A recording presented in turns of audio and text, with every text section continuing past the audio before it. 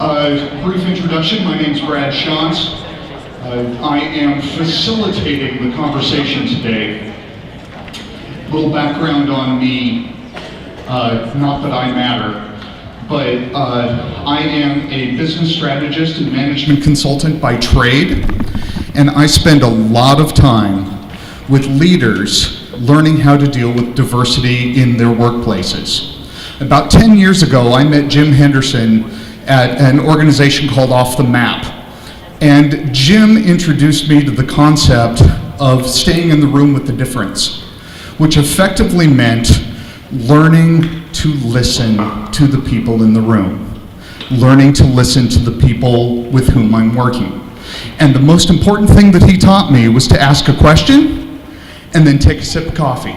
Put your coffee cup up to your mouth so you stop talking.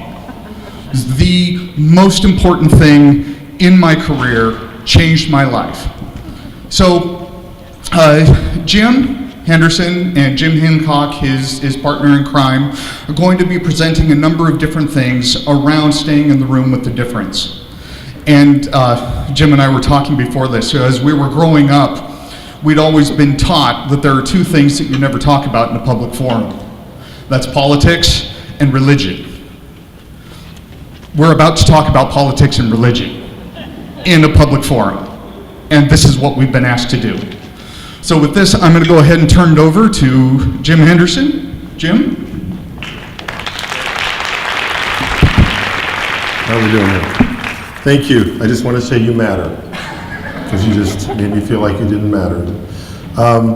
Thank you. Once upon a time I was a pastor, and in the work as a pastor, I was interested in evangelism. And when you're interested in evangelism, you by necessity run into what I call the difference divide. Someone's there, you're here, and you want them to cross over your way. And so as a result of that, I became kind of interested in how do you get people to cross over your way. So I began to pay people to come to church because I couldn't get them to come for free. And so I'd hire people and I'd pay them to critique my sermons and so on. One thing leads to another, the internet gets invented and so on. And then I get information about a young guy in Chicago that was selling his soul on eBay. This was about 10 years ago now. And decided to get in the bidding, won, and decided to send him to 10 churches to write reviews for 50,000 people, which is what we did. And we formed an online community called the eBay Atheist. And together he and I explored what it was like to stay in the room with difference, where we really weren't, we just up front said we don't debate here, it's not our thing. So go somewhere else and yell at each other, because that's not what we do here, we find it disinteresting.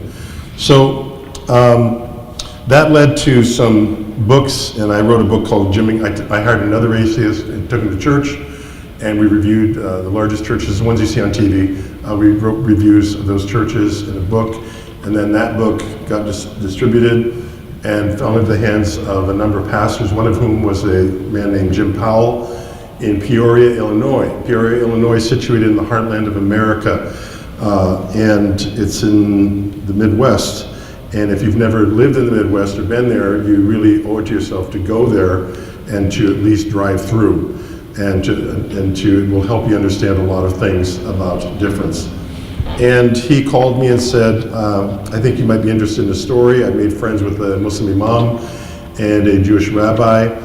And I said, that sounds interesting. I'm going to bring a group out and we're going to film you guys. And so we proceeded to do that and developed a documentary film and a book. You'll see part of the documentary film in just a minute. The reason I was doing this is because for the last 15 years, I have been interested in studying people who are adept at what I call crossing the difference divide. What's the difference divide? Gay, straight, pro-life, pro-choice, red state, blue state, 1%, 99%. Whichever side you fall on, there's a gap between you and those you disagree with. I call them ideological opponents. They're not my enemies. They're not my friends necessarily, but they're not my enemies. They're just ideologically on a different place. And so I became curious about what it would be like who are the people that actually cross those divides. And I saw in the life of these three men that they had somehow intuitively learned to do that. So we decided to make this film about them and to write about it because we wanted to help other people get inspired. So just in a nutshell, what you're going to see is a short version called The Project of Us. The No Joke documentary is a 90-minute feature. And you're going to see a short version of that, and it's going to introduce something to you called the 3 practices. Because today, we don't want to just show you a film to inspire you. We want to actually help you learn 3 practices that will enable you to cross the difference divide in your families, in your business, in your relationships, actual practical skills. No Joke is going to be presented in 3 acts. And I just want to say that while we approach this, you'll notice rather playfully, for us actually, this is no joke.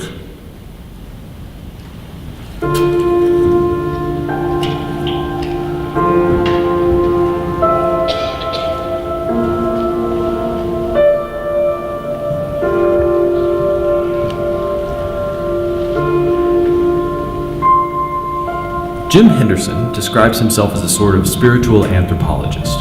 He's very interested in how beliefs affect behavior and how behavior affects beliefs, which is what brought him to the Midwest after hearing stories about an unlikely friendship between a rabbi, an imam, and a preacher in Peoria. One of the things that interests me is human beings' capacity to what I call stay in the room with difference. So I'm curious about how you've learned to talk about that.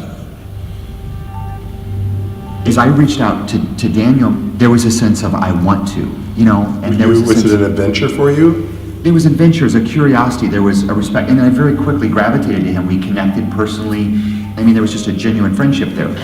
But to be honest, there was much more trepidation, nervousness when it came to Camille, because Muslims were so otherized in my mind.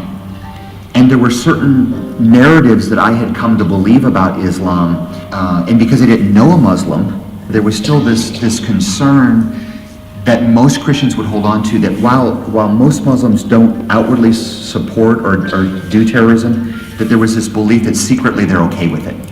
Because Islam is spread by the sword, that is a common belief. And I'll let you interrupt, because I know you're just chomping the bit. No, that's fine. But those narratives were embedded in my mind, and it was hard for me to overcome those, because even as I'm moving towards you, there's still this what if. I try not to take that personally, because I know, these people don't know me. They just look at the word Muslim as a, label for a certain kind of person who looks a certain way.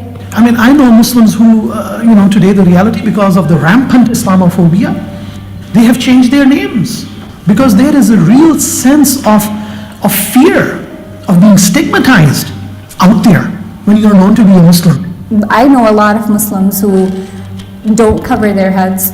I didn't used to cover my head until 2 years ago. Many people have genuine concern that, okay, maybe I can only go so far being visibly Muslim. It's always at the back of my mind that, this person, whoever is saying something about me or my religion, just does not know any better. It's not an easy thing in the Muslim world to invite a rabbi to come and speak for 4 weeks in your community. He gave me no requirements. He gave me no topics that I needed to make sure I didn't cover or anything like that. He said, you come and you teach whatever it is you want to teach about Judaism. I taught about Christianity for 4 weeks. And Camille even said to me, he said, Jim, you can share whatever you want to share.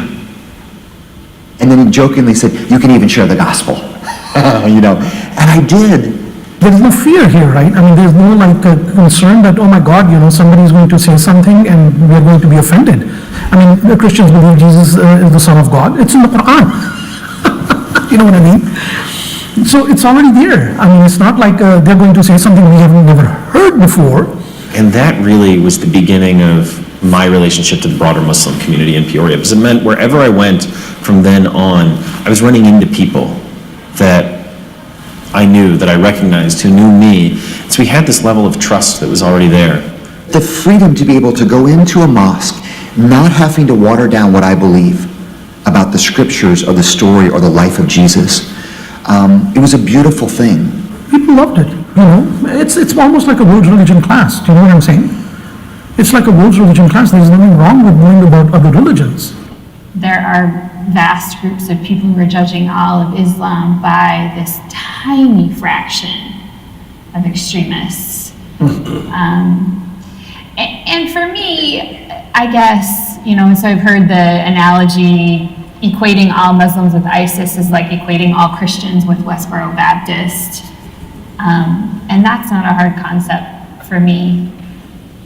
There's a space in between where I sit and where Westboro Baptist sits, where it's still hard, I think, for people raised like us who maybe haven't had the experiences we have to not otherize Muslims, to not operate out of fear. I'm not saying that I speak for 1.6 billion Muslims. But, the fact is that the vast majority of Muslims are peaceful. That's just a fact.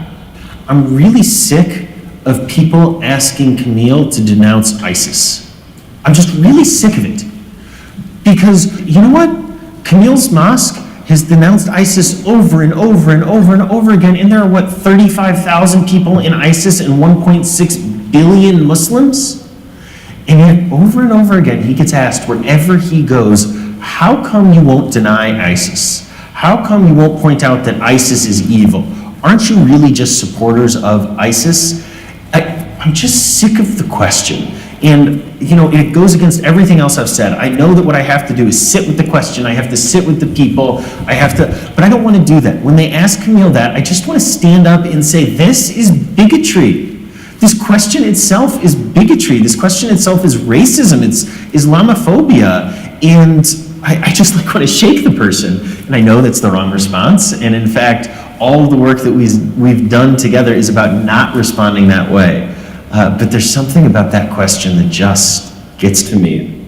In 2010, we had written a letter that we sent to the mosque about denouncing a pastor that was going to be burning the Quran publicly in Florida. And so we wrote a letter saying basically that we do not believe this is the way of Jesus. We think that this is inappropriate. We apologize on behalf of Christians, and we just want you to know that this does not speak for us, and we do not think it's consistent with the way of Christ. And the feedback that came back to us was, thank you very much for this.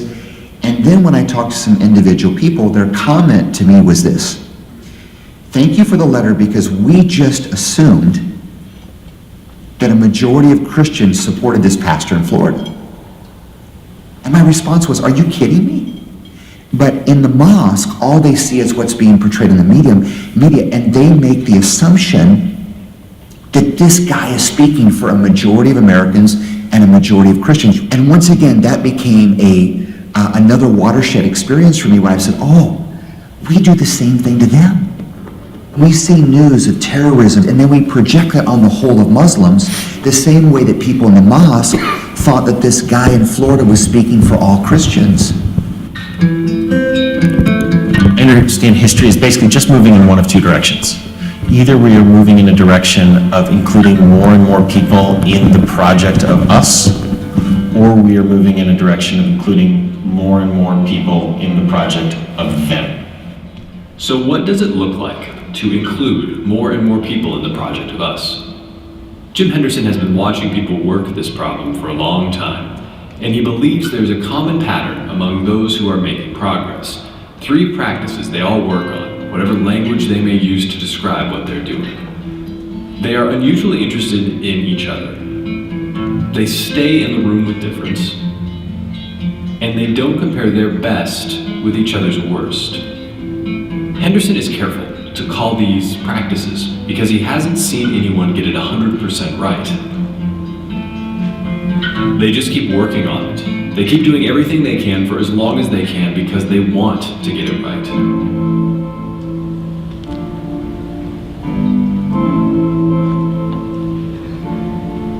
It strikes me on reflection that the one precondition that we do have is that to sit down at our table, you be as interested in hearing the story of the other as you are interested in telling your own story.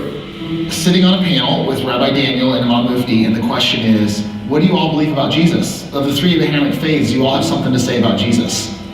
And of course, Imam Mufti has a lot to say about Jesus. Muslims believe he's a great prophet. And of course, I want to talk about Jesus. Rabbi Daniel, meanwhile, goes, as a Jew, I have nothing to say about Jesus. And he puts down the mic, and it's hilarious, right? Because Jesus means nothing to a Jew, like nothing. And so Imam Mufti and I had this great conversation. Later on, we're walking to lunch, and Rabbi Daniel and I are talking about another theological issue. And he and I are like going back and forth, and he's like, tell me, well, Leviticus believes da-da-da. I'm like, I am so into that. I want to understand how a rabbi interprets Leviticus. I want to know how you interpret that. That matters to me. Like, that's a great conversation. And Imam Mufti he doesn't care what we're doing as we talk about Leviticus. And then we're sitting at lunch. This is all like in the middle of like an hour. We're sitting at lunch, and they're talking about head coverings. And I'm thinking, I don't care about this conversation at all. And it's funny when you get into these conversations how that it shifts and moves, and there's times where you feel affinity here, and then here, and then here, and I walked away from all that thinking I was so enriched by each one of those. I was enriched by those interactions, and it's just a lot of fun. It's a lot of fun. I thought I knew a lot about what Christians believed in or what the Jews believed in, but that's really not true. I found, to my surprise, sitting together with people of different faiths and just basically listening to what they have to say and like telling them what you have to say just really opens up your eyes to the humanity and the side of people that you just would probably just classify as Jews or Christians, and so just the tender sides of them, or like just the normal human sides of them. It's so easy to fear the unknown, and so if you don't go out and educate yourself and meet a Muslim, talk to your Muslim neighbor, talk to your Christian neighbor, and get to know your Jewish friends, you'll be bound to living in ignorance and in fear of the unknown. Pastor Jim shared his apprehension and fear, at the beginning. And what I was most shocked about is when the Imam came here and spoke to us, and he gave us actual verses out of the Quran and showed us that they live in peace and they don't want to harm anyone, and that just like there's bad Christian people, there's bad, Muslim people, and that do things that they shouldn't, but they're certainly not supporting or backing any of that. So I just think being educated before, I guess the only experience or knowledge I had of Muslim people was what I saw on the news with the bad Muslim people. And now my mind was opened to what they really stand for and what they really believe. I can't think of a better solution for coexistence than open conversation, because being able to remember your conversation with the Muslim you talk to in school, or the Muslim you've known from work, being able to put that face to it, it helps clear up that misconception that often gets put out there on Muslims and Jews alike. We really are discovering insights about ourselves and about our own traditions that we had no clue about. Right? Hearing Jim talk about Jesus, hearing Camille talk about the pre-Muslim world and then the Muslim world post-Muhammad, it's given me an insight into the world that the Talmud is written in, an insight into the world where Jews took refuge when they were fleeing Christendom. One of the beautiful things that Daniel taught me about the Torah is that the most common commandment in there is this idea of accepting the foreigner or stranger, the alien, because you are the foreign stranger, alien. I have never, ever heard an evangelical emphasize that as the most common theme in the Torah. But my Jewish friend brings out meat from that text. It allows me to read the Torah with a completely different set of eyes. Likewise with Jim, seeing his faith and the way that he talks about God has really been transformative for me. A lot of Jews are uncomfortable with God language, and yet hearing the comfort and the ease that Jim discusses the divine with has really been heart-opening for me, and has given me an ease as well that I will continue to be grateful for.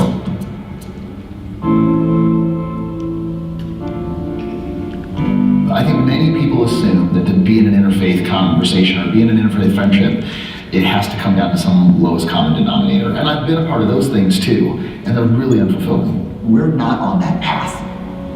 We are very much about we have differences here, and we're not only talking about what we have in common, we're able to press in, we're able to ask difficult questions, we're able to dig down. I give a lot of credit to our approach to Camille. The first time we sat down, had coffee, I immediately wanted to jump in and do a program with the Jewish community, the Muslim community. And what Camille told me is, first we have to build a relationship. And he meant the two of us. That first there had to be that trust, that respect, but really that relationship. And that's really become our approach in the Peace for Peoria movement, which is first build the relationship, and then once you already know the other human being and already care about the human being, then you can hear the content that disagree with your own content and still stay at the table. I think that's something that they all taught us, that maybe we weren't sure about, that you are sometimes a little leery of people who are different from you. And they kind of broke down those barriers and made us all a little more comfortable with that. I had a comment on my blog asking the question, so to have these kind of friendships, you pretty much have to lay down everything you believe, right? And my response was absolutely not. Absolutely not. I don't expect my wife to lay down what she believes for us to have a relationship. We don't agree about things sometimes, and we keep being in a relationship with each other. I ended up in a conversation with a dear friend of mine right after the Orlando shootings, and she was pushing back on me a little bit about how I could be standing with the Muslim community at a time when she felt the Muslim community had some guilt in the shooting that happened, right? In terms of, and I think all three Abrahamic faiths had some cheshbon nefesh, had some internal looking to do about how the way that we have spoken about the LGBT community leads to violence and has led to violence historically. Camille and I had a long discussion about Iran and, Shiite, Muslims and different viewpoints in American foreign policy. And we're able to have that dialogue and say, but what about this? But what about that? We can push into those subjects and have disagreement and dialogue without becoming defensive or becoming angry at each other. So I started talking to my friend and responding to her questions as best I could, responding about what I knew about the Muslim community, the Muslim American community, and the LGBT community, and all the things that I've heard from Camille and the conversations we've had. And she looked at me and she said, but there's just no way that any of us can ever address these issues straight on with a Muslim. And I went back and I said, well, I've talked about this with Camille dozens of times, and I've talked about issues that are much more challenging than this dozens of times. And that to me is the beauty of our relationship, that for the three of us, we don't shy away from the challenging pieces, we don't shy away from the difficult questions, and we're continuing to learn about each other and continuing to discover things that we like and that we don't like about each other and each other's traditions. While I talk about commonalities that we have, I want to be very clear that we have clear differences and we're not watering those down, we're not avoiding those. I believe that's an area of great strength and hopefully something that other people can find inspiration from. We feel so comfortable and so at peace knowing that we can ask each other these questions, whatever they are, places where our values differ or where they might differ or where we don't know. The difficult questions are what bring us together and really form the center of our bond, is the true interest, the true curiosity about the hard points, about the places where we diverge from each other.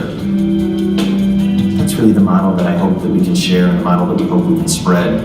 Dialogue has to be about coming together as human beings, and once we are there as human beings, once we see the sacred in the other, the image of the divine in the other, then we can begin to have the conversations about the difficult places, on the places where I think you're wrong and you think I'm wrong. But because we care about each other, because we love each other, we can have those conversations.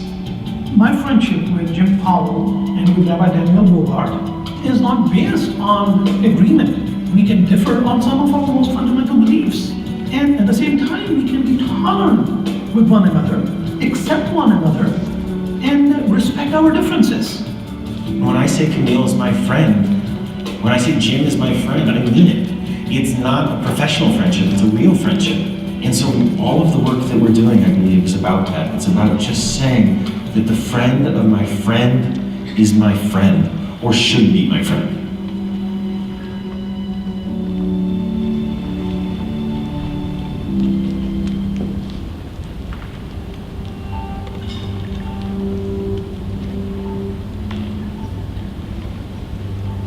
I I think that the default position for Jews is to reach out, and certainly is for our congregation, to reach out to people in need, other religions, other cultures. But because of what happened at 9/11, people just got scared.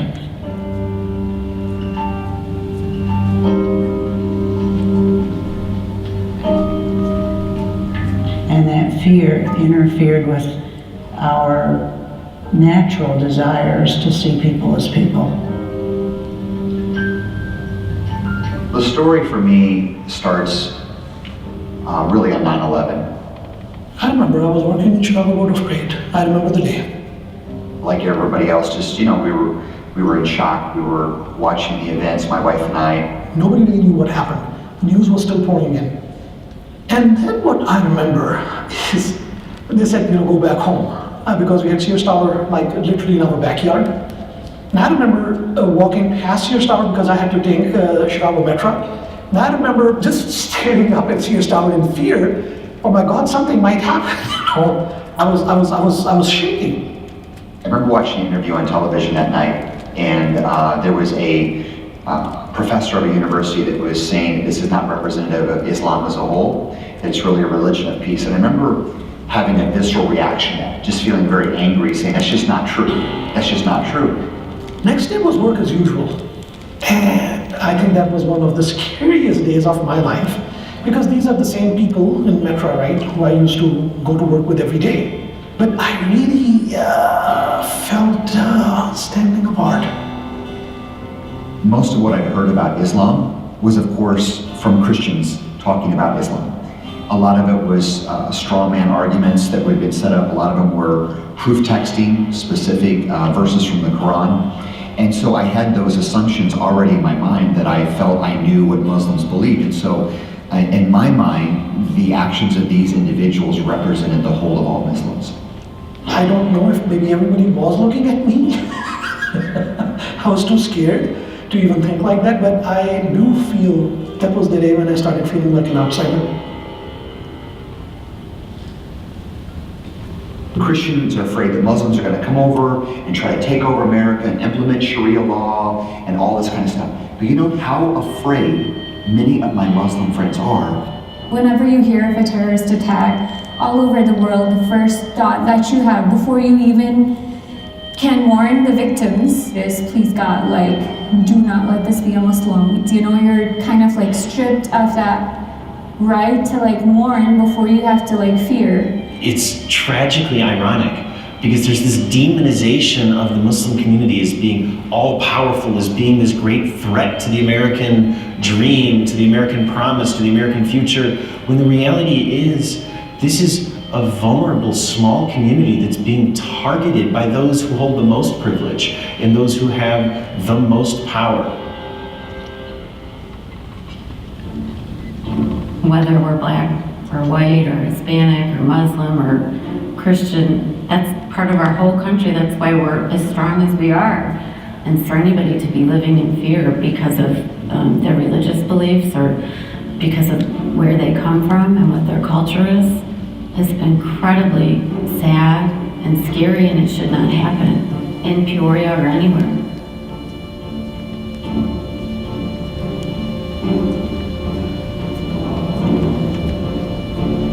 Since I started covering my head, like I've been called, I don't know if I should say that on the camera, but I've been called like a fucking towel head, and you know, like it's just senseless, and you know that, and you want to laugh, but like it's also really disturbing because these people don't know you as a person, and you know, they have so much hatred.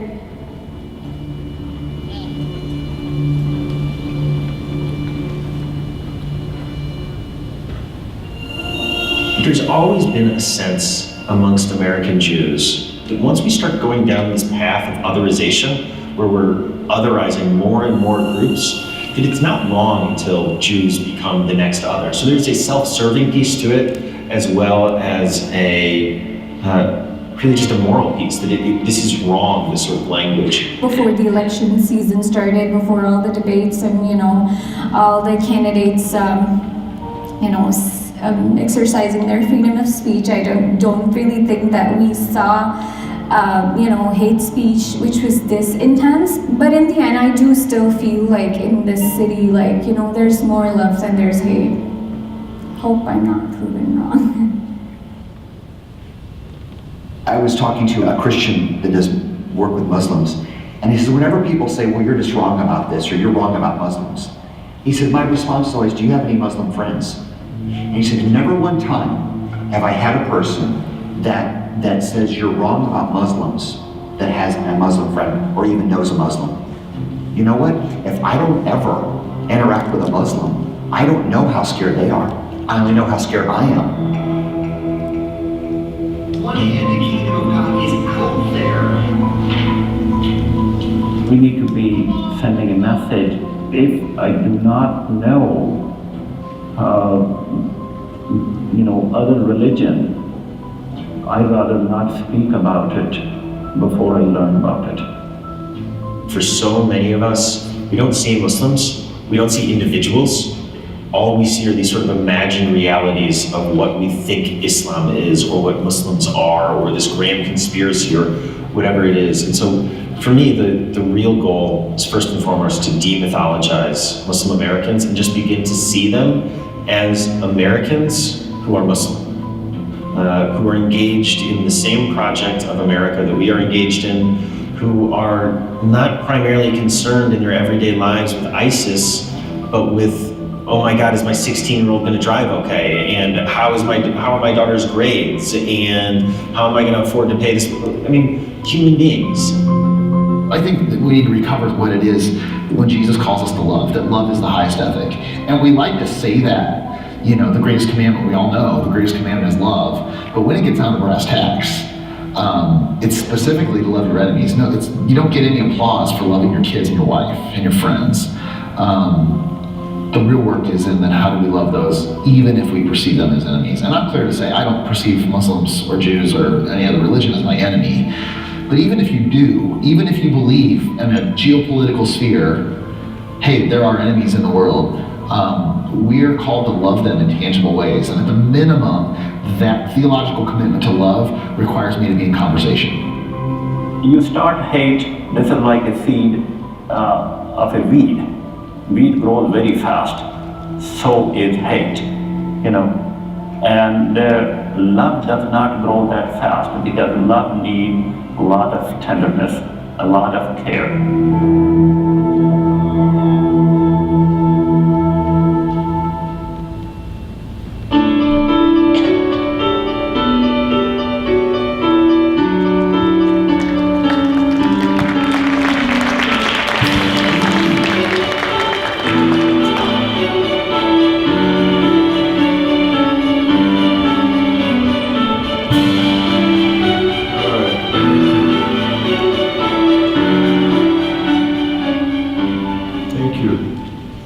I'm going to ask my wife to on first, that'd be awesome, if we can, and ask one of my partners in production, Jim Hancock, to join me, and because he was involved directly in the making of the film, and wanted to take any questions or responses you might have about the movie before we head into the next section. But yeah, if there's, your mic up, Jim? Yes, I am. Yeah. So we jumped into this project about 2 years ago and decided that it would be more effective to... May I interrupt for a moment, please?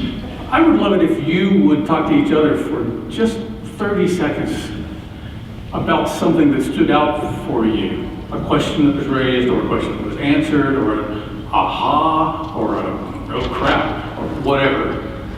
And just talk around your tables for just a moment. I'll just count down for about 2 minutes total.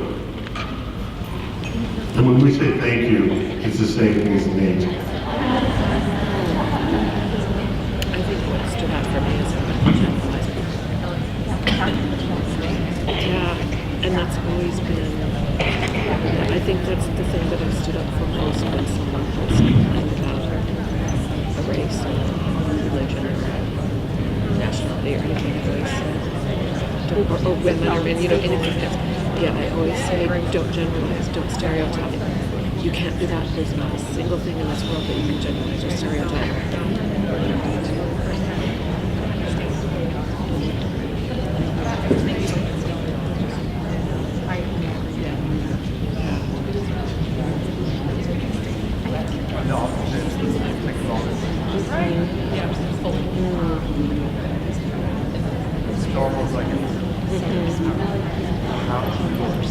Yeah, I hadn't seen it, but I do feel like I was familiar with it. So I don't know if someone has just talked to me about it or something that maybe somebody else that I know that saw the film or something. We're halfway there.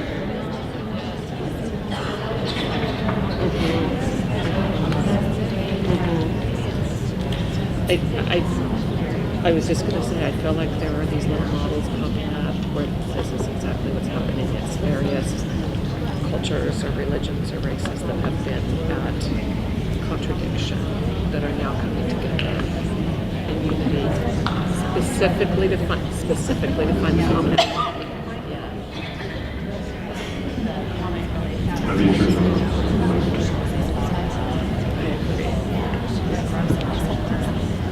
It is.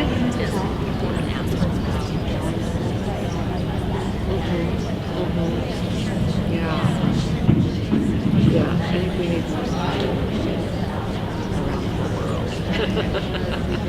But even right here in the U.S. currently with our political system, I think that I always say, especially with social media. I have another 15 seconds before I say thank you. I always say don't debate an issue or don't problem, just complain. Find something you can change. If you can't change it,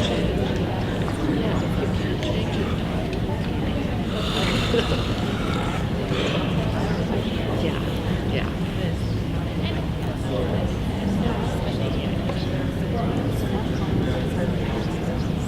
It's a 90-minute. Okay, thank you. If you could wrap that up. And please accept our apology for giving you such a brief period of time to do this piece of reflection. But what we're moving towards will give you a great deal more time to engage in the conversations with others. Is there anything that you heard at your table that you would like to say to one of the people with a microphone so that we could all hear it, that it stood out for you or it captured your attention or raised a question? Right over here.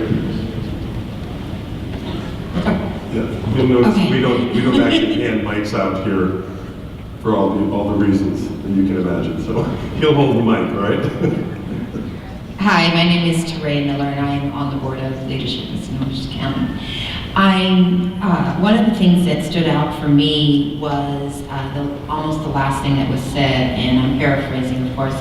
It said, the gentleman said, if I don't know about another religion, and for me, religion can be substituted with so many different things. It could be a person, gender, what have you. I'd rather not speak about it until I know. Thank you for that. We consider this to be a template in the sense that if the rabbi and the imam and the preacher can get along, are you telling me that your difference is so big that you couldn't possibly even think about crossing that difference divide? Yes, back there. Okay. Something that came up on our table, and I guess I'd like some feedback from you, is if you were wanting to do those steps and go forward, but the other person isn't receptive of that? Yeah. And how do you continue those conversations when you want to add the trust, but then they immediately pull back or break that trust? That's the last of our 3 acts today. So we'll spend a good bit of time talking about that. Thank you for that. Somebody else? There's a hand being raised right up here.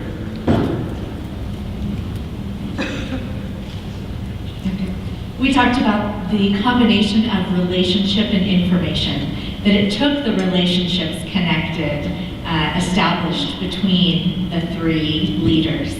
And then that moment was powerful for me where that woman talks about, she's in this Protestant church, she's gained information through the Muslim leader coming into their church, and for the first time she's experienced new information about Muslims, that they are a peace-loving people, and this is new information for her. But it takes the relationship between the leaders to be able to unlock that information and make it accessible. Thanks for that. One of the interesting moments in the feature-length expression of this is when Jim Powell says the first time he ever went to the mosque to hear Camille, the Imam, preach was the Friday after the Boston bombings. Because he said, as a leader of the congregation myself, I wanted to know what he would say and how he would say it. And it was for him a powerful expression of what you just described in terms of information and connection. Anybody else before we move? Oh, wait, back in the back, yes. She's standing up back there.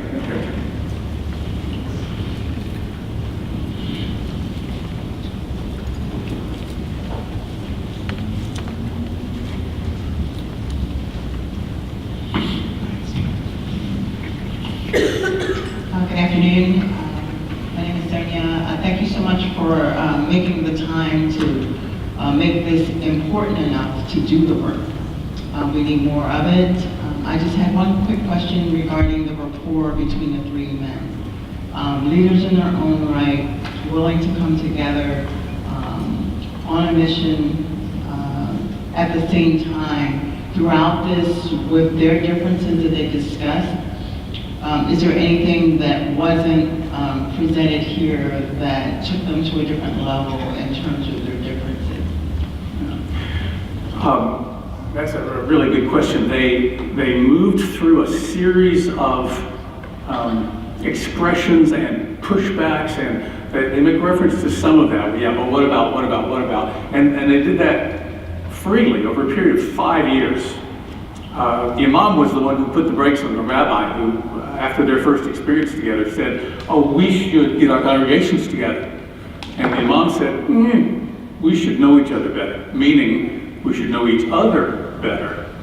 So along the way, some important cultural things happened. The shootings in San Bernardino were a piece of that. When the pastor and the rabbi got in their car and drove to the mosque because they knew that there would be real high emotion because of that. There was the moment when the Imam's spouse was driven off the road by a redneck in Peoria. And the families gathered around each other because of the trauma of that.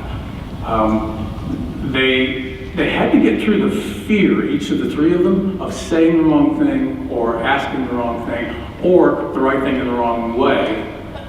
And it was their friendship and camaraderie and respect that enabled them to do that, to get do-overs over and over and over again. So it was a lot of baby steps. I don't know that there was any single thing that felt like it was going to be a deal breaker, because they had become committed to these three practices with each other. I will be unusually interested in the other person.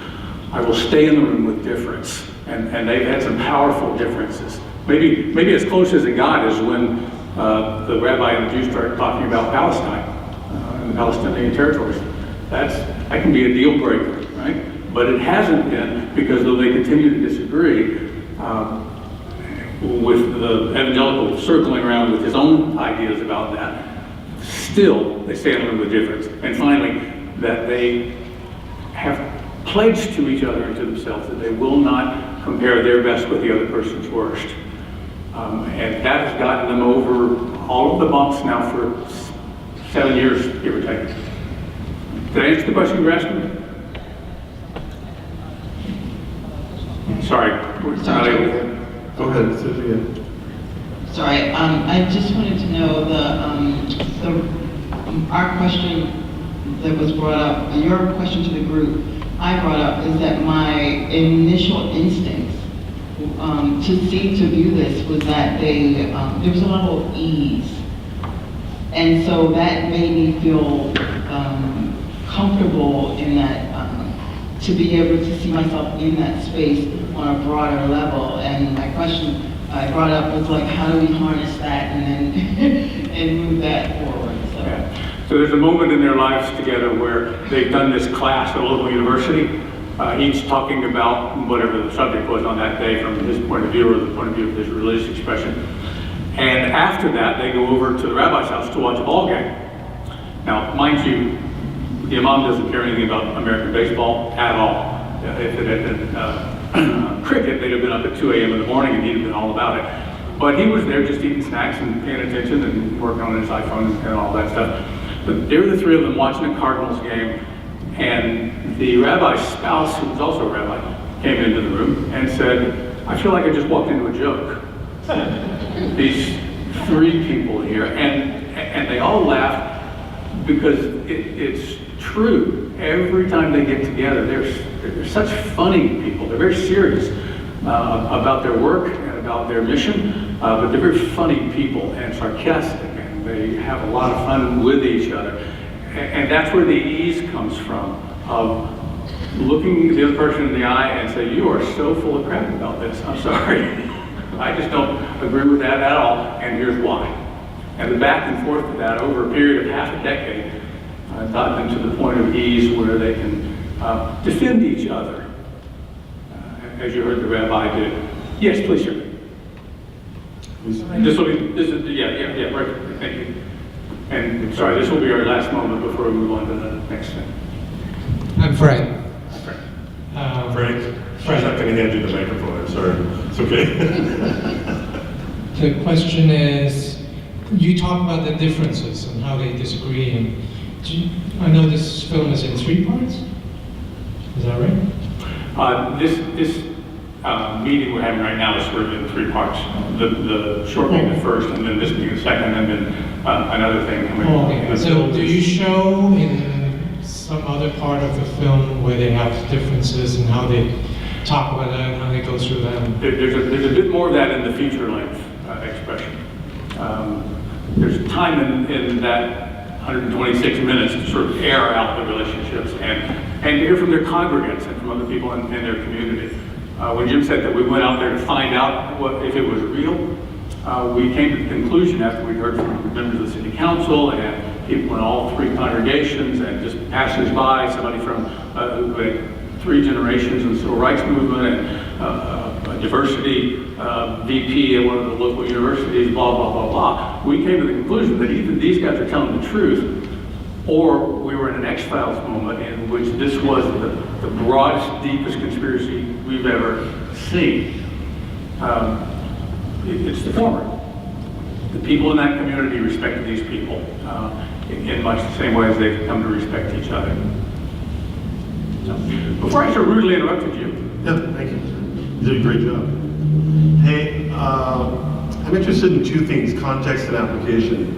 I want to know what we're doing, how it works in the context we're in right now. And the facts are that in America today, we are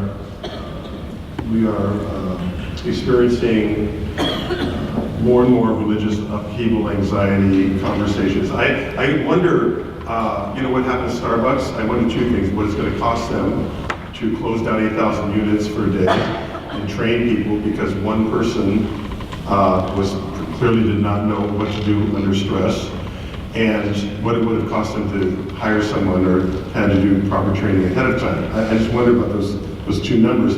And that conversation, while it's about race, it could be about religion at some point. For example, if a person walked in with a hijab or a skull cap, and you think, well, that's no big deal, that's because you live in Seattle. That's why you probably just would be, who cares about that? But it does, those types of things send signals. The rabbi in this film, Daniel, was in Washington, D.C., which I think by most people's standards is a pretty liberal place. And he got on the metro after a meeting, was wearing a skull cap, and somebody called him out on a subway in Washington, D.C. about being a Jew. Okay? And so the religious conversation, whether we want it or not, is going to invade. It's already present in our organizations, businesses, and in our culture. And particularly the population that seems to is carrying most clout at this particular time are evangelicals. And evangelicals are in the news constantly because of their support for the president, and most people believe would not be the president without their support. So the point is that I was curious, what was a criteria for me in this story is the pastor an evangelical? Because if he was not an evangelical, I would go, awesome job. Seen it, I've seen this happens a lot of places, but no evangelicals are doing this. And when they decided in 2016 that they had had enough with the imam's wife being run off the road, being called a raghead, these things actually happen, they decided to go public. And while the rabbi and the imam wanted to go public, they had really no clout. They turned to Jim Powell, the evangelical pastor at a larger church. He's the one that got the mayor, the CEO of Caterpillar, which is based in Peoria, and the president of Bradley University. And 1,000 people showed up, primarily because he said, I want to do this. And so he advocated for his friends, because he was the one with privilege. They could have not put that meeting together. That then led to 700 people visiting the mosque to come and see what we do here, that type of thing. And so then that led to a larger community type of connections that went on. An interesting thing about the context of this particular story is that these men, if any of you are involved in the interfaith space, well, you understand that it gets kind of homogenized. People appear to agree about everything. And these three guys stipulated they don't agree. In fact, just to be clear, they do not pray together. They do not preach in each other's synagogues, church or temple or mosque, and they don't worship together. And that's because they don't even know if they believe in the same God. Now, this is kind of disturbing to people who are more liberal to hear that they've agreed to these terms. But in doing that, they've actually clarified the distinctions that separate them, and it becomes much more interesting. Because in that regard, on the application side, they become more like us. They become more like us. Because most of us are either in relationship with people who you may have friends that you may be an evangelical, or you may have friends that are evangelicals, and you having a difficult time understanding how they can support something. You may be an evangelical or a Christian and really wonder about Muslims.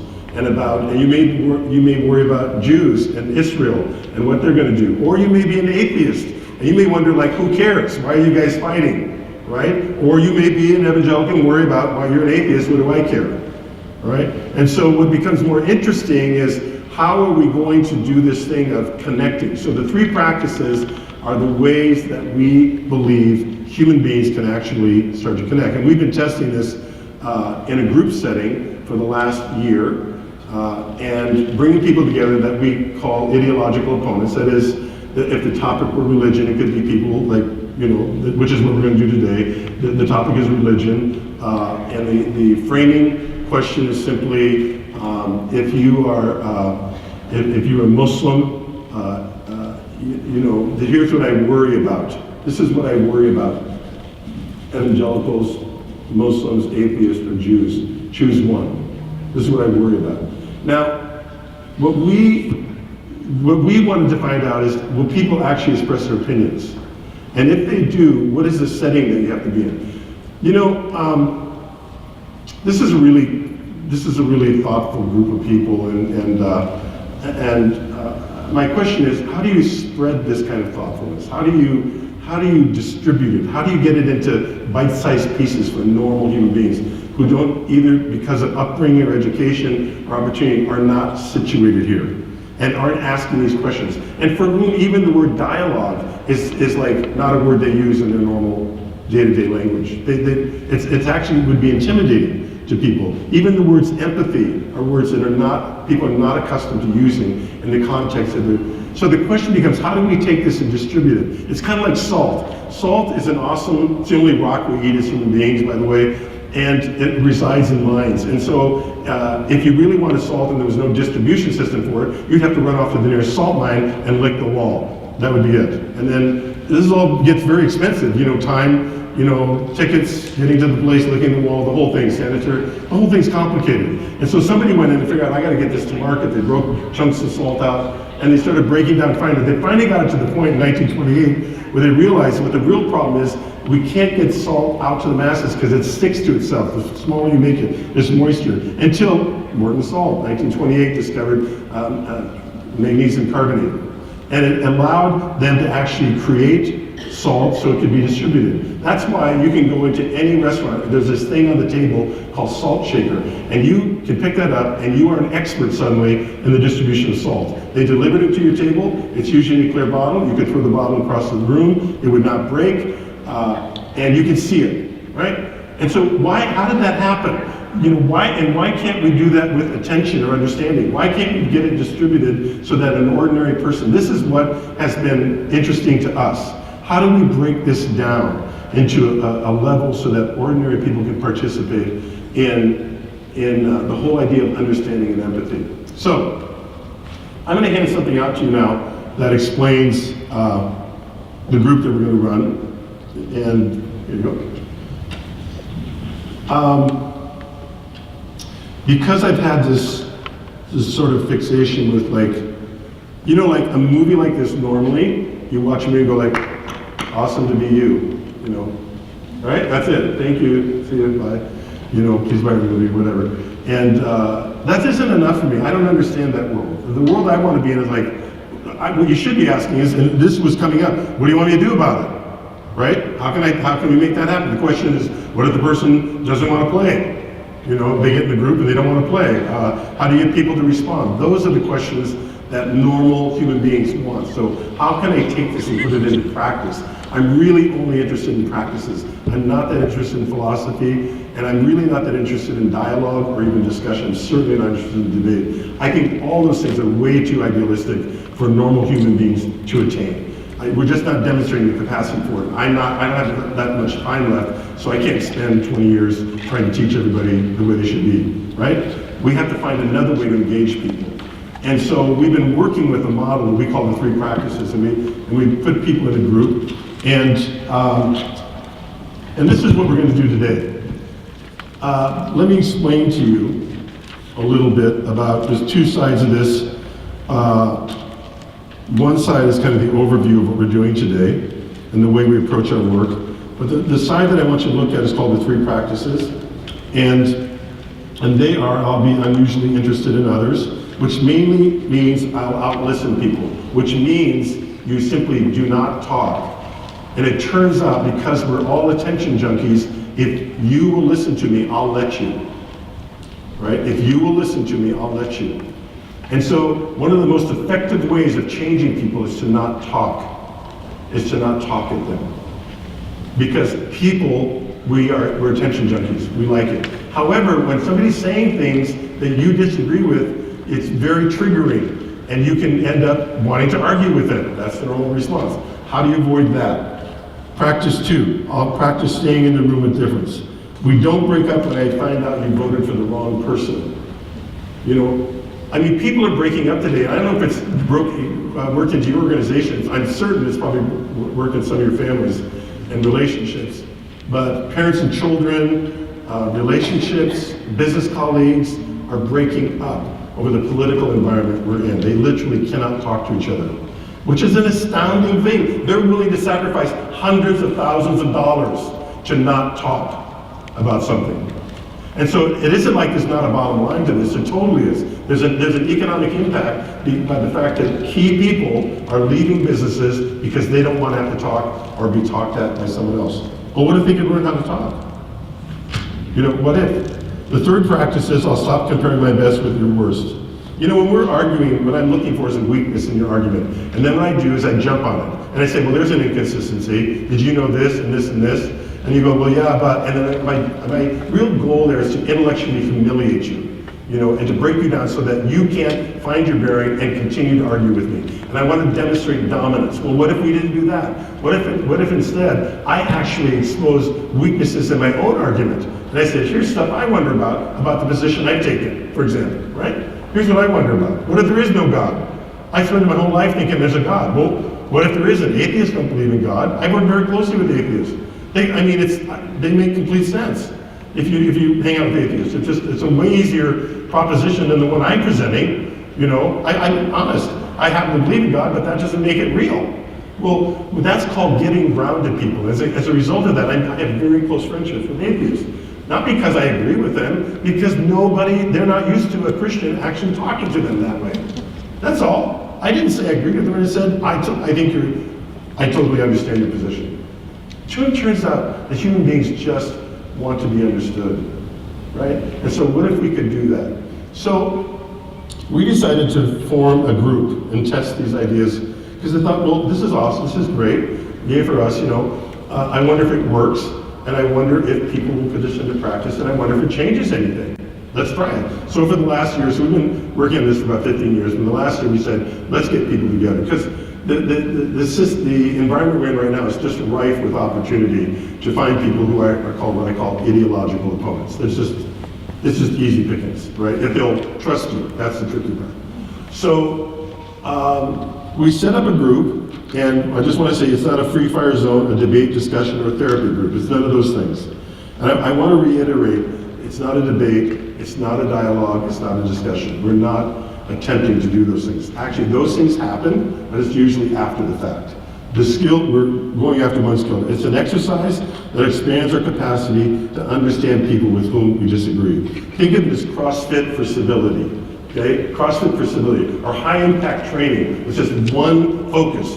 Okay, get on your hand, get on, hold that plank position, and then somebody's gonna count. And you didn't even know you had muscles in your stomach until you start quivering. Now hold it, 10 more seconds, 9, 8, just please stop, And you didn't even know you had a muscle in there. And now suddenly you're working that muscle, and it's being discovered because someone is forcing you. They're restraining you and stopping.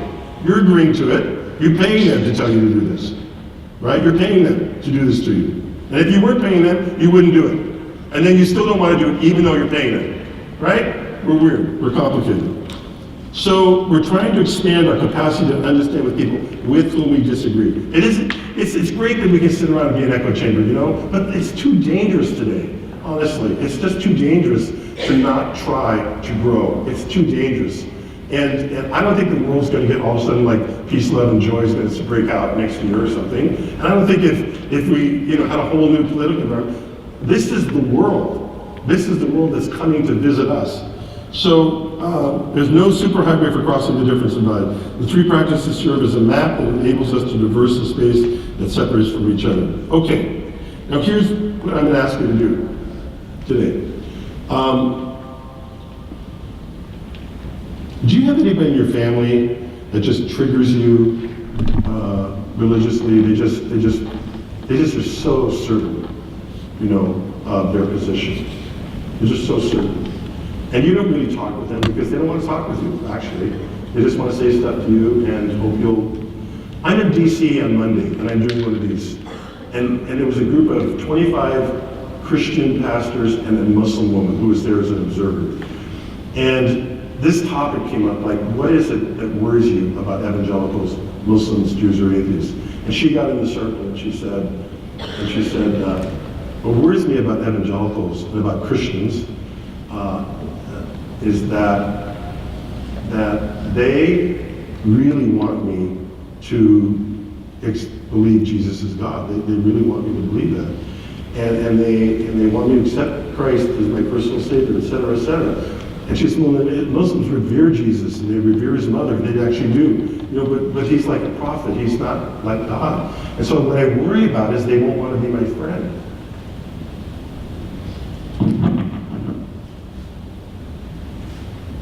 I mean, the room went completely silent because everybody thought, that sucks. Like reverse roles instantly, right? Just reverse roles. They won't want to be my friend. And so that was a response. Now, this group is for people that have opinions. This is not a kind of a passive idea. This is if people, you have feelings about any of these groups. Now, I was actually asked, surprisingly, to choose this topic for this event. And I was kind of surprised, but we're going to go with it. And, but what you'll see is that everything that we're doing extrapolates itself into any category where there's conflict and difference. It really doesn't matter. We're just doing one around religious differences now. But it could be around gender, We've done it around gun control, very dynamic. We clearly do it around politics and ethnic differences. In our last one, there was a group of about 35 Muslim people expressing what it was like to be, themselves. So, and the way that this works is we actually have rules, and I'm a referee. I'm not a facilitator. I'm not a moderator. I'm a referee. And that means I explain the rules like I'm doing, and I ensure that you're here too. Basically, someone responds to the topic I'm presenting, and they're given 2 minutes. And I basically hold up a clock here so that you know that you have 2 minutes, and there's a countdown, and everybody in the group gets to see it. Why do I do that? Because when people are expressing opinions that are difficult for you to hear, it's just like holding a position. The next says, you want to know how long do I have to go, right? Being nice. Now, one of the things is we guarantee to people, no one's going to roll their eyes or go OMG or interrupt you, because that's against the rules. It's kind of like a basketball game. Like, there's a court, there's 2 hoops, there's a referee, there's a clock. You don't get any points if you do a trick shot up the top of the bleachers. They will go, wow, you're awesome, and it won't count, right? And so free practice group is like that. There's a certain constraints that work. And so you have 2 minutes, and after that, people practice asking open questions, which turns out to be the key skill that we need to learn how to do. And we'll demonstrate that in just a moment. So what I need now I have 8 chairs here, and I need people that are willing to share their story or feeling or a concern they have about a religious group that you may find difficult. This could include Israel, and you may not like the fact that they're discriminating against Palestinians. It could include evangelicals. You don't like the fact that they're dominating. You could be an evangelical and feel it's, and I have evangelical friends that I invite to groups, and did you know that during the election they were afraid to put vote for Trump signs in their front yard? You may think awesome. I don't think that's awesome in America, that people are afraid to put a sign out in their front yard. I don't think it's awesome. And you don't know how disdainful I think about that man, but the occupant of 1600 Pennsylvania Avenue. But that's not America to me, and I don't want people afraid. I wouldn't want that myself. But that's true. You may be a Muslim and be worried about evangelicals and Jews. You may be an atheist and think, I can't believe you guys are talking about this, right? So if any of you, would like to participate we're going to do a group here for about, we'll have 3 or 4 people share. It'll take about 20 minutes. And then the rest can watch and we'll interact with you, because I want to train people. I don't want to just inspire people. I want people to learn a skill, and that skill is principally the skill of learning how to ask an open question to your ideological opponent. Because you can walk out this door today, never see us again, and it will change your life if you put it to work. It'll change your life if you put it to work. It doesn't matter. You don't have to be in a group. It's a human behavior. So, anybody want to jump in the circle? Thank you. Come on up. Just come up, take a seat. Judge John, I need you, please, to come up.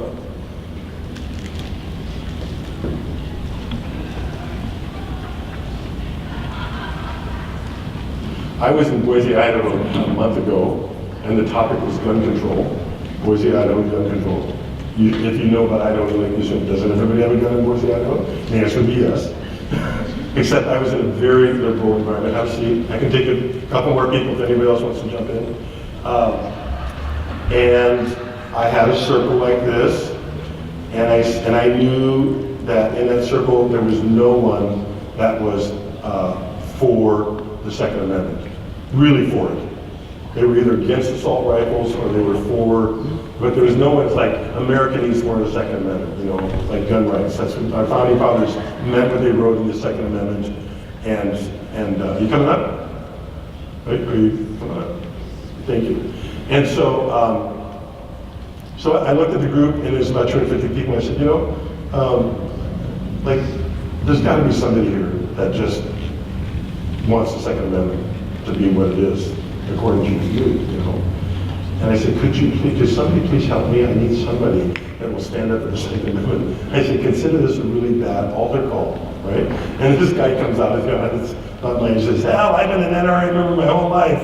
You know, I may as well stand up. I said, yeah, thank you. Get in the group.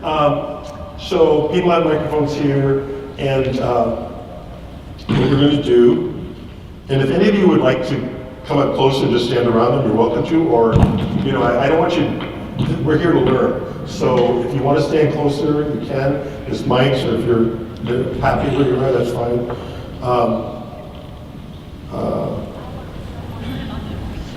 Normally it had a name tag, so that we can call each other by name, because it's easier. So, I got it.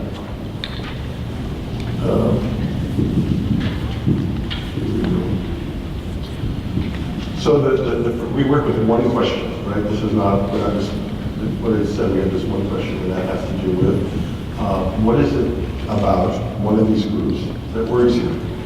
And if that's what you're going to talk about, I'm going to give you 2 minutes, and it's going to look like this, right? It's going to hold this, and everybody in the group will see it. I may do this so we can see it, and that's for the reason I told you, so you know how much time I have. Nobody's going to roll their eyes, nobody's going to roll OMG. That's not going to happen. President Mother's taught us how to be like adults. We do it at work every day. Okay? And so,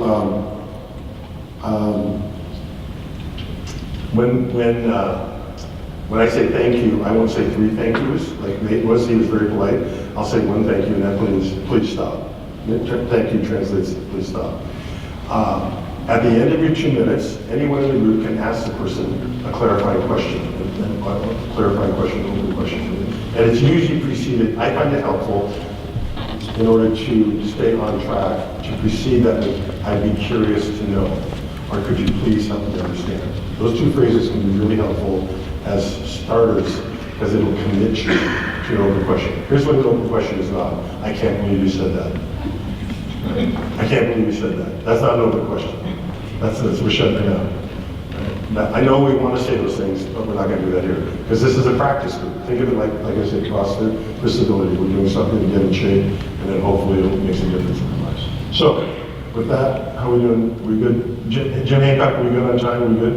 And in a minute, I've got 2 microphone runners, and I'm going to ask anyone in the audience for questions or observations. So stick with me, because you don't get to drift off and work on your smartphones, because I'll watch you. Okay? Work in smartphones, and I'll call you in just a minute. Okay?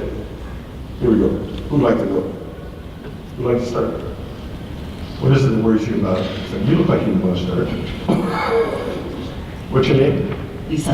Hi, Lisa. Tell us what you're worried about. So, I have concerns living in Seattle with the kind of anti-Christian or atheist movement, and how I am perceived as a devout Roman Catholic. And this comes out in a lot of different ways. So sometimes I feel uncomfortable wearing a crucifix because I find that there's a lot of judgment. It comes out in healthcare. I've had my primary care doctor really judge me based on my choices that are faith-based. And I find that I am constantly in a position where I have to defend almost everything that the church teaches, and what the Pope is saying, and just sort of everything that happens every day, and how that relates to politics, and how I go about my daily life. And I'm just generally concerned that there's a huge misunderstanding, and that a lot of people don't understand what my beliefs are and what my church believes, and make a lot of assumptions that are really not true. No, you don't. It's your 2 minutes. We'll just stop and meditate on those words. If you want, you got 35 seconds left. If you want more, are you good? You good? Okay, great. Thanks. Now, when you do what I call find a question, I'm going to give you 20 seconds. Okay? And so, as Nate said earlier, when we ask questions, oftentimes we have a preamble that is basically signaling the person what we really think. We don't want to be, so we're very anxious a lot of times, like, wait a minute, I got to qualify my actual position, and then I'll act nice. Okay? So we're going to skip the whole preamble, right? Because we don't have time for that. And we're going to give the person a gift because of their courage. and simply give them a clarifying question. Could you help me understand? I'd be curious to know. So I'll give you 20 seconds, and then you'll have a minute to answer after that.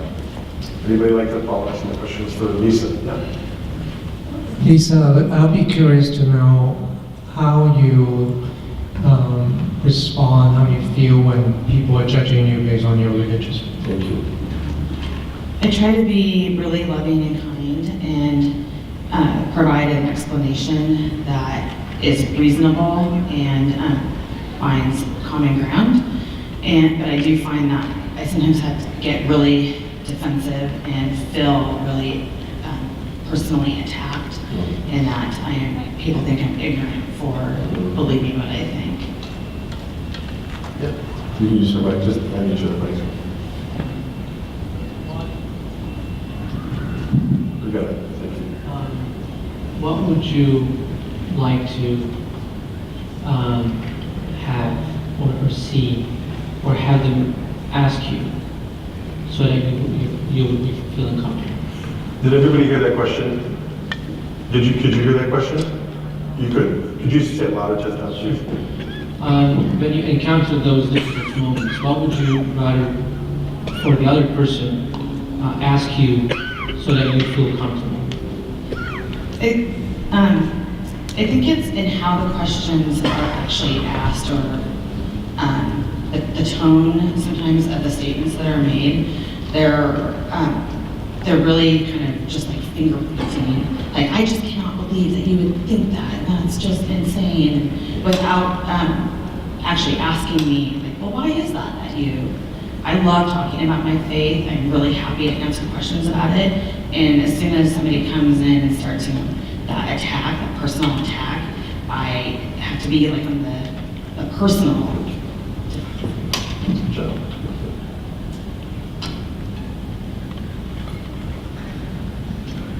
Final question. Lisa, I'd be curious if you're willing to say, are you willing to give more of an example of a conversation where this might happen?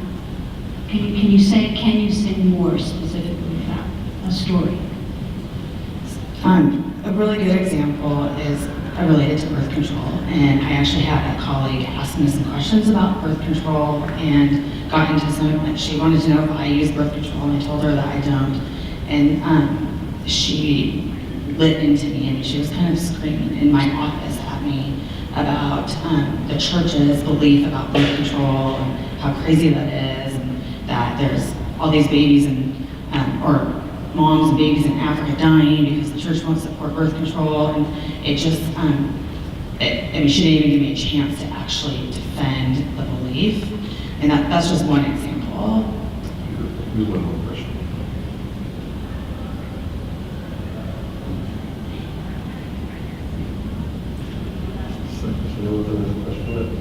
I don't have a question, but I just want to say thank you. We're going to get to that. We're going to get to that in just a minute. That's against the rules, but it's okay. The thank you is going to happen because it's an urge, right? You just feel like it. We're going to get there. Okay. Anyone else have another question? Anyone else have one more question for Lisa? Go ahead. Yeah. Lisa, do you have a good support system, to help you when you encounter all this? It's not an open-ended question, but okay, just for the record, this is good. Okay, so I wanted, because there was a very kind question. The question was, do you have a support group to support? There's another way of saying, I'm caring for you, support. And then she said, that's not an open question, which is technically correct. And so, so if it were a game, we thought, technically you can't do that. But it's important because in the skill of asking, talk about why you didn't think it was an open question. I think you can understand. Because I could have just said yes. Yes, exactly. Without any further explanation. I have a support group, right? That could be the yes.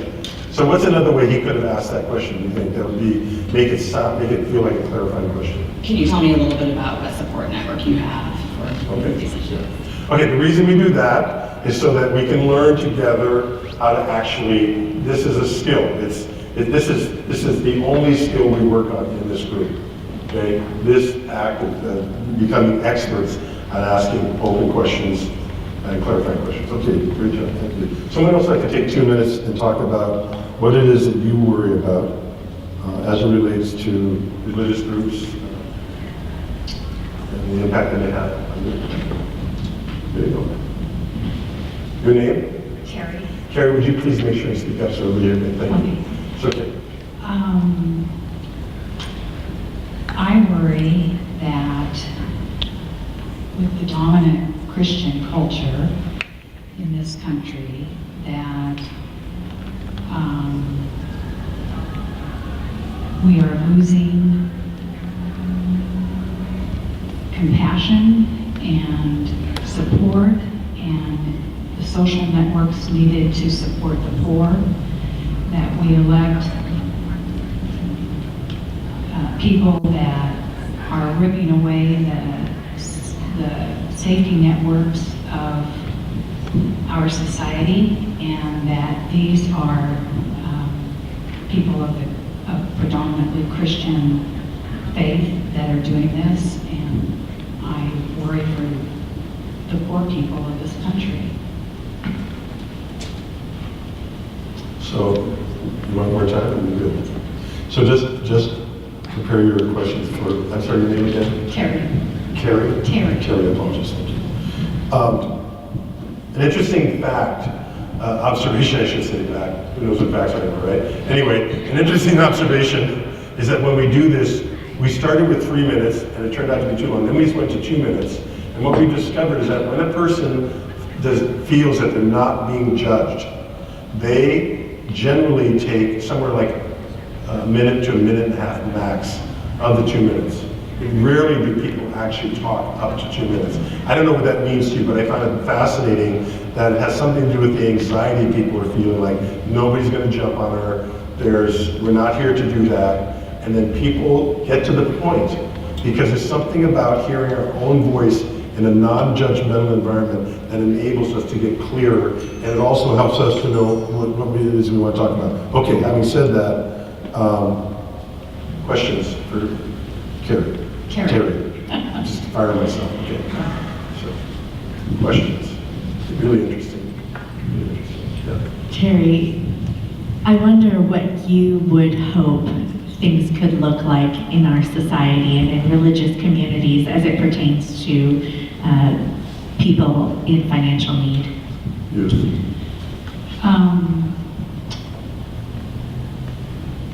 What I would like to see is the leaders of not just the Christian organizations, but all of the faith-based organizations standing up and speaking out against policies that are leaving our most vulnerable citizens without support, without safety networks, that our faith-based organizations are putting money before people.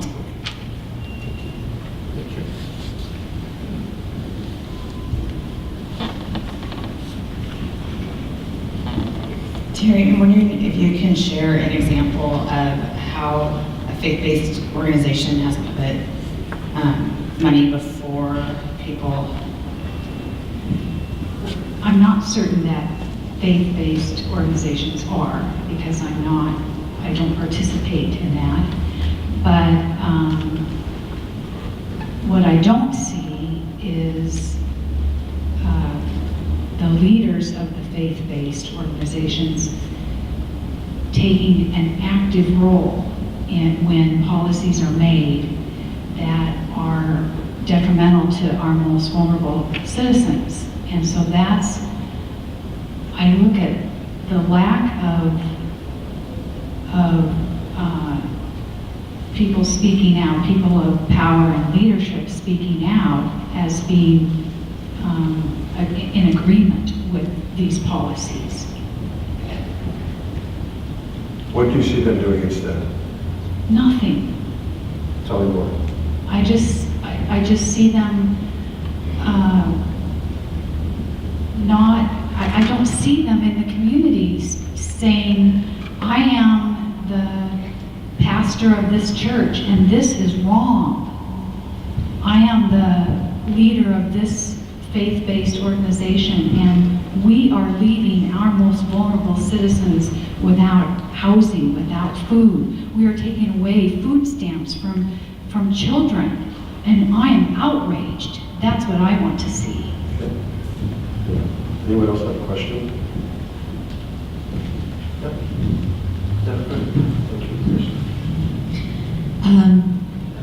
I'm wondering. Speak up, please. I'm wondering how you see the faith-based leaders having the power and being in a position to exert influence in those ways. I see them being in power just as Nate Boland, was that his, as a teacher. He has taken his position and made it a very powerful position. And I believe that in the faith-based organizations, that the people that go look up to these people. These are their leaders. And that if they were to get up and say on the day of their worship, this is wrong. This is wrong that we're leaving our most vulnerable people without protection. That the people who were there would, as people who look up to that person, would listen to that person and then begin to behave differently. One more question.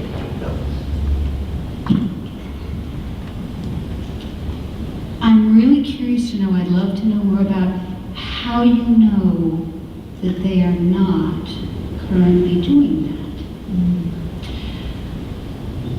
You know, I don't know that I do know that. I would say that when I watch the news, I don't see those people speaking out. Of the people that I work with that identify as Christians, I do not ever hear them speaking out against the policies that are being made that are affecting the poor. Okay, thank you. Let's move. Someone else like to take 2 minutes? That's done.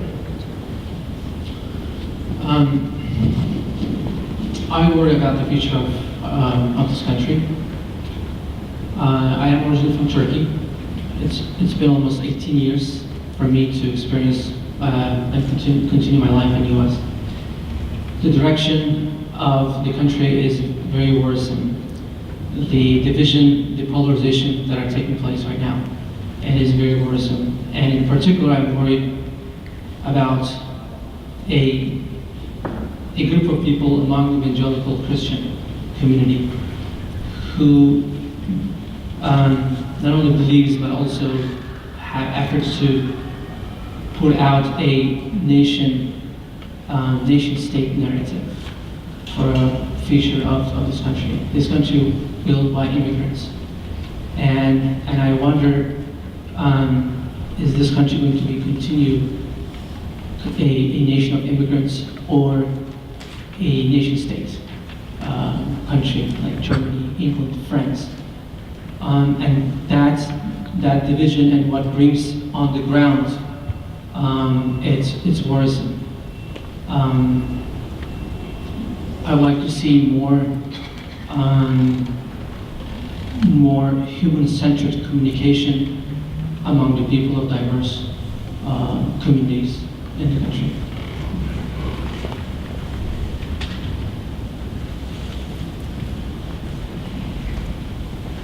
Tez John. His name is Tez. Tez John. T-E-Z. That's what it is. Tez John. I have a clarifying question. I didn't quite understand what you said. What was the word that you used before you said Germany, France? Nation state. Nation state. And what does a nation state mean? Nation state has a one narrative for everyone. Has a what? Has one narrative or dress for their citizens who lives in the country. Let me give an example from Turkey. 1923, Turkey was born after the Ottoman Empire collapsed. And the founding fathers has decided that this nation would be a Turkish by ethnicity, Sunni Muslim by religion, and adapting French secularism. And at that moment, more than 60% of the society was not in that frame. So following 9 years was chaos after a chaos. It was a uprisings and then military interventions and blood and ethnic fights and conflicts.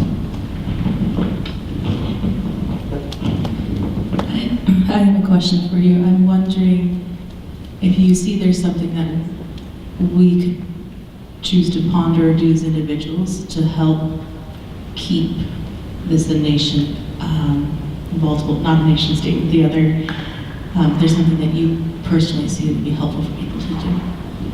I believe this country has a wonderful constitution, and we have to fight for our rights in the constitution. I believe there are certain institutions needs to be strong. One is media, and second is judiciary. Those are the two main areas in a authoritarian, a leader who has an authoritarian tendency would like to start destroying first. And I believe civic NGOs and civic power is very important, and we should raise our voice, go to vote. I was so surprised by seeing the U.S. how the low percentage of voting in the U.S. So that's people should vote. We'll do a couple more questions for Tizjana. Tizjana, I think I understood something correctly. If I understood you incorrectly, please let me know. How do you see churches, or I think I heard you say evangelical churches, as playing a role in perpetuating the notion of the United States as a nation state? I'm hearing a sense of white supremacy. A group of people who are afraid.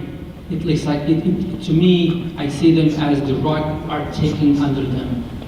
As this country becoming more non-white, more diverse religiously, racially, ethnically, and there's a fight in the grassroots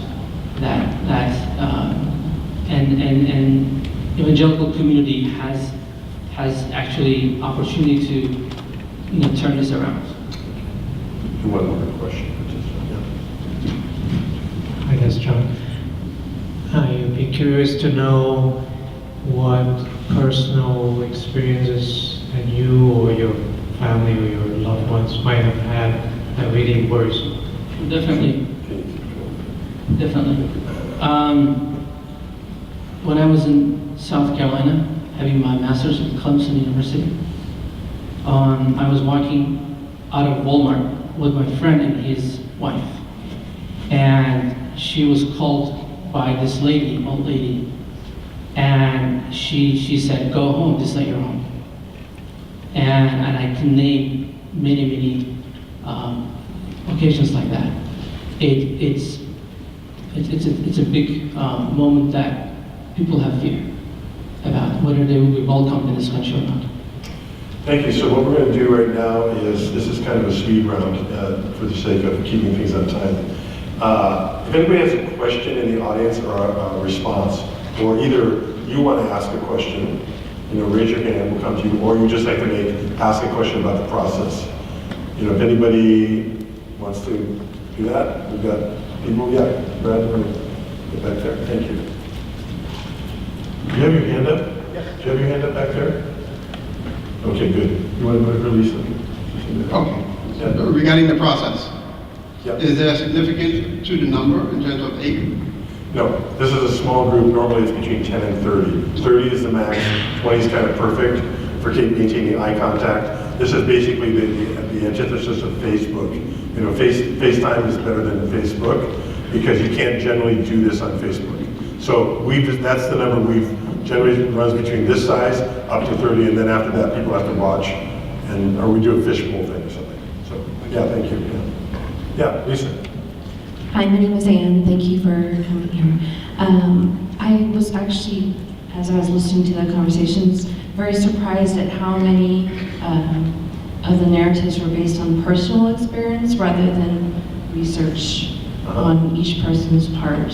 So I kind of was like, wow, it impacted me how much each individual, their stories were actually being told more than anything. Thank you. Thank you very much. Yep. If you'd stand up, please. Yeah. Thank you.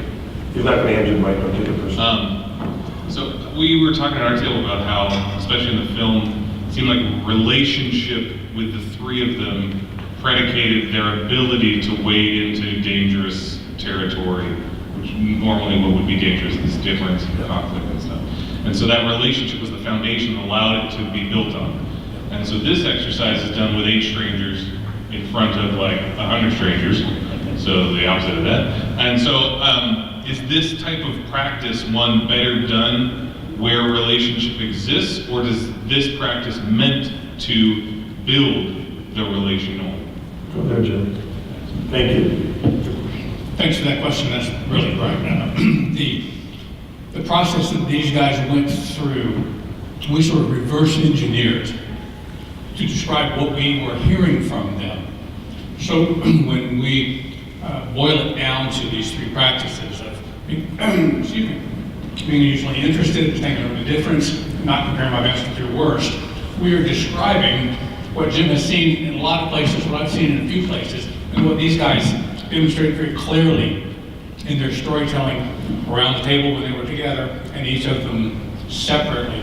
So it could be a chicken and egg question in some contexts, but in their context, they came into it because they were sort of thrown together in the same general space, and over a period of weeks and months, realized that they liked each other, they respected each other, and they eventually reached a point where when it was clear that they were never going to convince the other to convert, they still were stuck with each other because of respect and love. Is that the question you were asking, or am I answering that? Yeah. Okay, Tesla? I've been attending this circle about 6 months now. I attended like 6 maybe right now. What helps me, of course, this is except Jim, I don't know anyone here. So this is, of course, different environment, but as you continue doing it, it's a practice that you can practice with your circles at home, definitely, home, work, and other spaces that you have close relationships. So you could, this is just training practice. It's not, everything is not here. You learn and then you continue with you.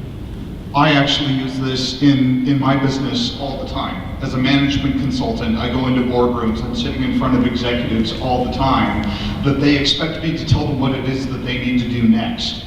I don't know their business, I've never met them, I have absolutely no idea what they're doing, and I spend weeks sitting there saying, help me understand.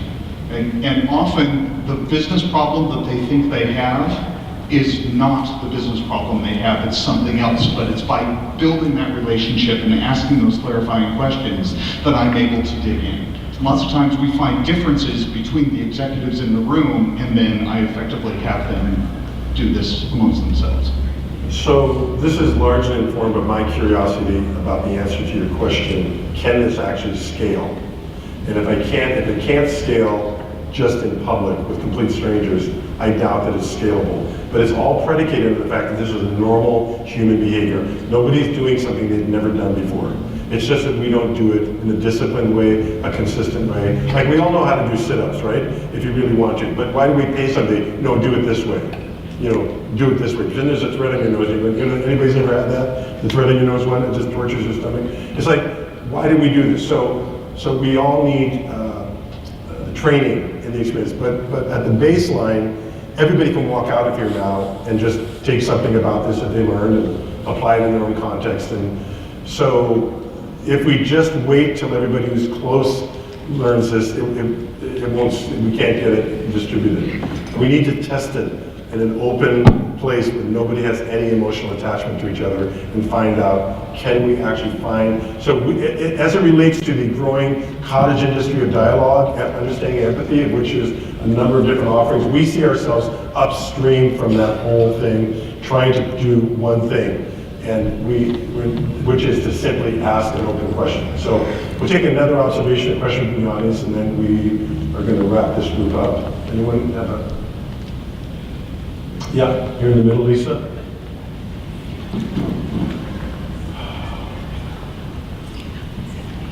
Thank you. My name is Teresa, and I am wondering from the participants in the group if they feel that they got what they needed. Did it feel deep enough? That's an awesome question. So you can answer that question, but it's going to segue into the closing segment we do for this group. So if anybody is inspired to answer that, please tell the truth. I think it felt abbreviated. Did it go deep enough? But I think it was good practice, and to the gentleman over there, to the point about, give an opportunity to really practice that skill of just shutting up and listening. And I think as humans, a lot of us are pretty bad at that. And so for me, I think my takeaway is to maybe shut up and listen a little bit more. In fact, I'm going to try that with my kids at home this weekend. I will say one of the things that was difficult was actually I really wanted to counter Terry with some facts, and so kind of holding my tongue was maybe a little bit hard. Did anyone else feel the urge to want to interrupt someone, correct them? Raise your hand, please. Okay, awesome. That means exercise is based on resistance, right? Exercise is all based on resistance. If you don't feel resistance, you're not going to grow. So it's in the face of that urge that you resist it and you do something else anyway. So that's big. We're anticipating resistance. I felt it, and I knew I could have turned to you or a couple of, and in a normal thing, well, stand up and tell her the truth. I mean, I know tons of ways I'm personally involved with lots of people doing something the exact opposite, but that's not what this group is about, right? It's not about re-informing the person. It's about understanding and empathy. It's about connecting and giving that person the gift of empathy. Anyone else want to respond to the question about was this sufficient or satisfying? Yeah, I love the practice, so I didn't know anything, so I wanted to practice even though I might make a fool of myself, which I did, by not asking an open question, which I thought. You don't know how often that happens to me. It's like with Nate, right? He's heap eating, right? That thing he said, I just got caught heap eating. It's like, I didn't know the thing, now I know. It's like, because he was telling the woman in the group why he was doing something different. That's not what I said. Yeah. I really enjoyed the practice of listening and thinking through open-ended questions to ask. But I also found it really challenging, and perhaps this is one of those exercises in having to resist. I really wanted to comfort, to soothe, to say a word of encouragement, to a fellow participant, and that was really difficult to not be able to do. We call it co-sufferers, right? We're suffering together. We have different viewpoints, but in this particular thing, we're co-belligerating around one skill, which is we're together struggling. To find the way. And when you do this, after a while, people start to work together to help you find, that's just normal in group where you say, you were just a student, that wasn't an open question, but you're being playful, you're kind, and you're like, okay, I get it, and we help each other. Sometimes the person that is speaking helps the person who's trying to ask the question, is this what you're trying to say to me? Right? And so what becomes confusing after a while is you realize your ideological opponents are assisting you in asking a question that they don't want to hear, okay? And that's what we call the game inside the game. Finding the question is the game inside the game. It's the level of expertise in artistry. And after a while, when people come to these groups, they basically stop talking because they already know what's the point. You know, because that's not the game. The game is, like when you said, finding the question. It's totally based on that. The reason I would say don't go to the compassion part right now, because it will divert the exercise away from the thing we're desperately, we kind of know how to do that. Not that we're awesome at compassion and stuff, but it can move us away from the skill that we need to practice, which is, could you tell me more about this? Because it's a gift to the person. Okay, sorry. Yeah, go ahead. Go ahead. I just have one thing to say. I knew that what I would say was controversial, and I struggle with my belief because it is not accepted, and but it is based on a fear. And how did you feel when she asked you the question? What is it? Say it again. The question you asked, like, how do you know? Yeah, how do you know that? Yes. And that wasn't like that. How could you possibly know that, right? Yes. She said, how do you know that? I loved that question. Okay, that question is very important, and the way you responded is important, because practice 3 is I'll stop comparing my best with your worst. And what you did, because there was humility in the practice, and there was no real threat, you acknowledged openly, I don't know how I arrived at this, right? That's a point of vulnerability. And for real dialogue to occur, somebody has to give ground. She invited you to give ground, which you did, okay, you did. And it wasn't like a big dramatic point, I never thought of that, it's kind of like, good point. You know, this happens several times in groups, when people are not having to resist each other, you know, they become more honest about, I've been in a group with a very conservative guy, and at the end of the group, he said, you know, I realized, involuntarily, he said, I realized I think some facts that might not be facts. Well, I mean, you know how much money people would pay to get conservatives to say that? Lots of money, right? Like, let's educate them, you know? Let's give them a bunch of dough. And it's like, no. It was a beautiful moment. Anyway, yes, please. Yeah. I just have one thing to say on that, and that is that I would love to be proved wrong. Okay. Yeah. Oh, there's some awesome information out there if you want. I just wanted to say, because you put us in favor of saying be curious, right. I had to really work at that question. Yes. And I liked that. I mean, I had to really work at saying, you're hearing this, and you know, all these things are bubbling up, right, inside of me.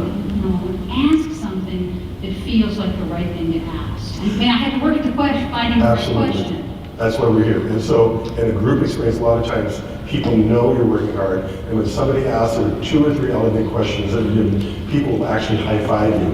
Like, that was an awesome question. Everything stops, and they go like, that was an awesome question. So, one more, hi, that's all. So, sorry, Joanne. Okay, that was great. This is how we wrap the group up. Say thank you. Because there's been a big urge here to connect with this person.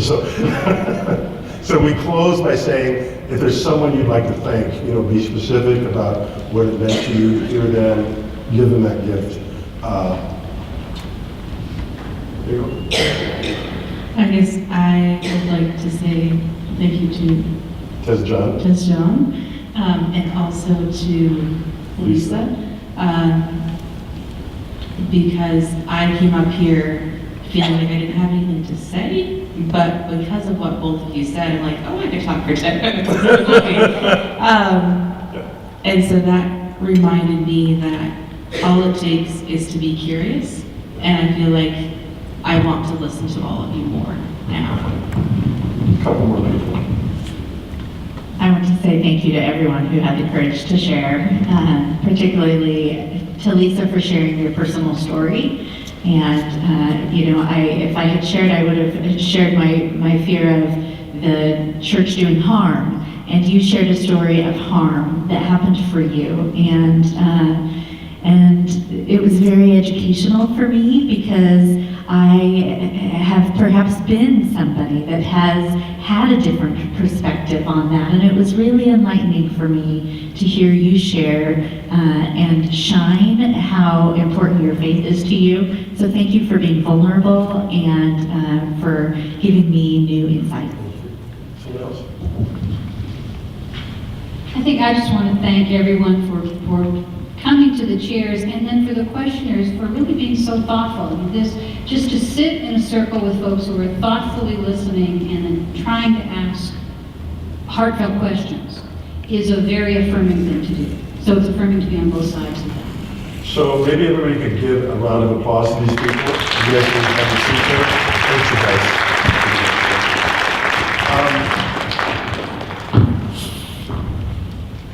There's information on this handout about if you'd like to get in touch with us. Website is nojokeproject.com. Phone number, email address, etc. If you want to give us some information and share this off, we'll send you a digital copy of our book, No Joke. I want to say thank you to Joanne Hunger and to the Snohomish Leadership Council for taking a chance on a kind of an unusual approach. We consider ourselves edutainers. We think entertainment is the most trusted institution in the world today, and the fastest way to get through to people is to do a story and to weave a story into their lives and narratives and to get practical application. So I think we're good, right? Thank you guys for coming today. Appreciate it.